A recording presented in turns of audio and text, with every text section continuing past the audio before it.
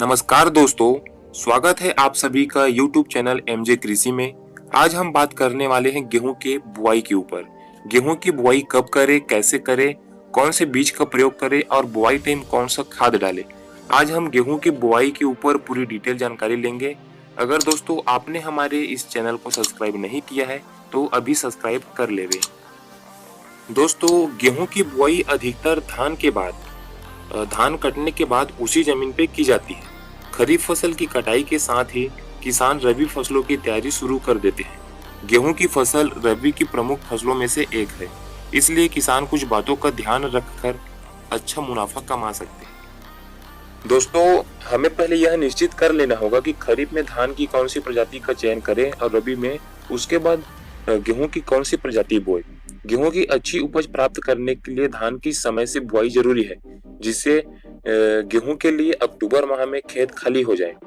दूसरी बात ध्यान देने योग्य यह है कि धान में पडलिंग लेवा के कारण भूमि कठोर हो जाती है, तो आप जमीन पर अच्छे से गहरी जुताई करके और उसमें धान के छोटे छोटे ठूंठ बच जाते हैं, उसके लिए आप रोटोवेटर चलाकर मिट्टी को भुरभुरा बनाकर ही गेहूं की बुआई करना ही सही रहता है। दोस्तों, अब बात करते हैं गेहूं की बुआई की। तो गेहूं की बुआई समय से एवं पर्याप्त नमी पर करना चाहिए।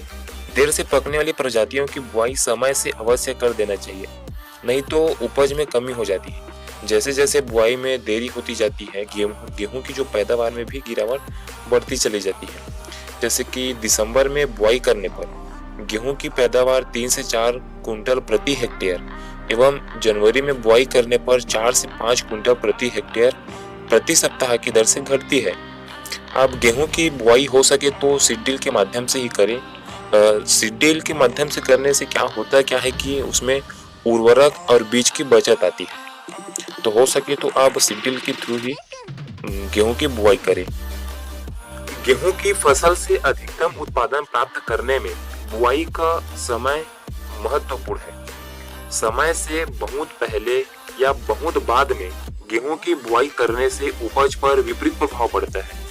नवंबर दिसंबर के मध्य में बुआई संपन्न कर लेना चाहिए, इससे पैदावार में बहुत वृद्धि होती है।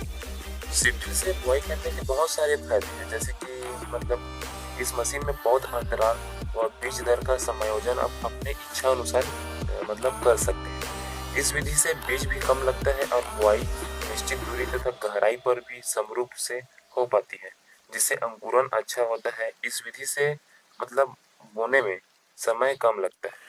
किस्मों की बात करें तो गेहूं उत्पादक किसान बंधुओं को मैं बताना चाहूंगा कि अपने क्षेत्र के प्रचलित और अधिकतम उपज देने वाली के साथ साथ विकाररोधी किस्म का चयन करना चाहिए, ताकि इस फसल से अच्छी पैदावार प्राप्त की जा सके।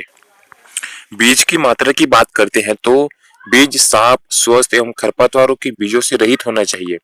सिकुड़े, छोटे एवं कटे फटे बीजों को निकाल देना चाहिए।